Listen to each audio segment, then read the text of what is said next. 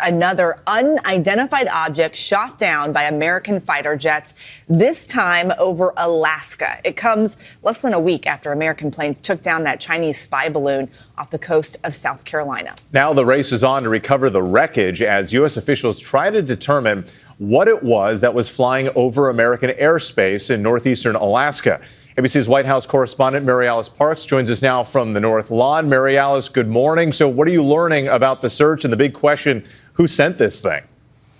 Well, good morning. We know that military planes and helicopters have been deployed to that icy Arctic debris field, hoping to learn more soon.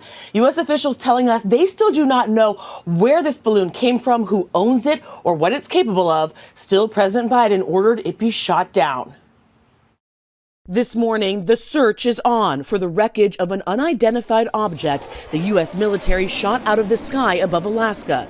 The White House saying this object was flying at 40,000 feet, a safety threat to civilian aircraft. President Biden giving the order to shoot it down. Out of an abundance of caution and at the recommendation of the Pentagon, President Biden ordered the military to down the object. And they did. Pentagon and White House officials admitting the order to shoot it down came before they knew much about it, like where it was from or what it was capable of. We do not know who owns it, whether it's state-owned or corporate-owned or privately owned. We just don't know. One senior official describing it as cylindrical and silverish gray. Others describing it as roughly the size of a car, much smaller than the spy balloon that flew across the country last week. And this object not maneuverable or propelled. The object said to be in the very northeastern part of Alaska, right near the Alaskan-Canadian border. The key difference here is that this may have come down on ice floe, or it may have come down into snow-covered tundra in Alaska.